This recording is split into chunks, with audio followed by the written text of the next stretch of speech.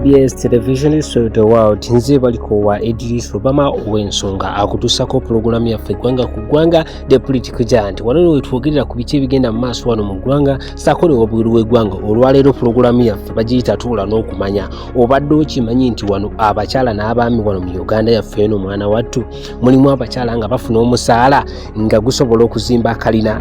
Nkuleetedde olukalala lw'abantu abafuna omusaala nga basobola okuzimba kalina wano mu Uganda. Olukalala lwenkuleetedde lwa 2 wandibaawe ekikyuseemu kubanga wayiseewo emyaka 2 naye nze kansooke nkuweebwe inoono nti waliwo abantu abafuna omusaala nga basobola okuzimba kalina. Mu kifo ekyo17 ntandikidde ku Housing Finance Bank. Baalaga nga managing director waayo afuna obukadde 45 eza Uganda. Mu kifo ekyo16 mulimu Finance Trust Bank. Ono baalaga nga managing director waayo afuna $5,270,000. Mu kifo ekyo15 Tropical Bank MD afuna obukadde 58. Mu kifo ekyo14 Commercial Bank of Africa managing director waayo baalaga nga afuna obukadde 65 eza Uganda.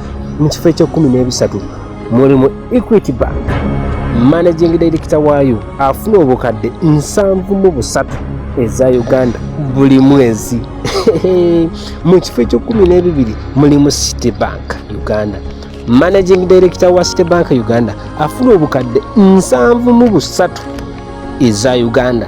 Mu kifo ekyo11 Grant Trust Bank GT Bank managing director waayo afuna obukadde 77 eza Uganda. Mu kifo ekyo10 nkuleetedde Centenary Bank managing director waayo afuna obukadde 89. Mu kifo ekyo9 mulimu Diamond Trust Bank DTB managing director waayo afuna obukadde 9. Mu kifo ekyo8 mulimu DFCU Bank managing director waayo afuna obukadde 13 buli mwezi. Okyazanya n'ensi.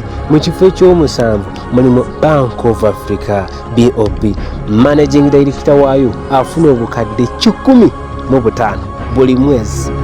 Mu kifo ekyo6 Standard Chartered Bank managing director waayo afuna obukadde 15.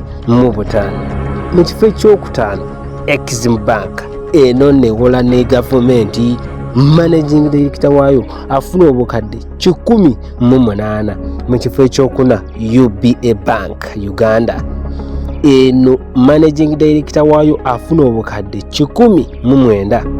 Mu kifo ekyo3 Stanbic Bank baalaga nga managing director waayo afuna obukadde 13 buli mwezi.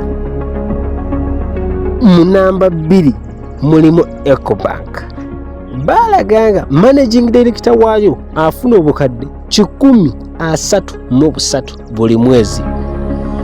Ojja kwebuuza ani ali mu namba emu?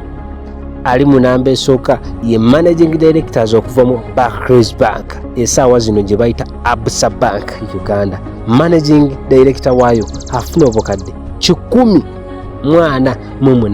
buli mwezi. Eno ye PBS Television the World tukyaleeta bingi ebyokumanya.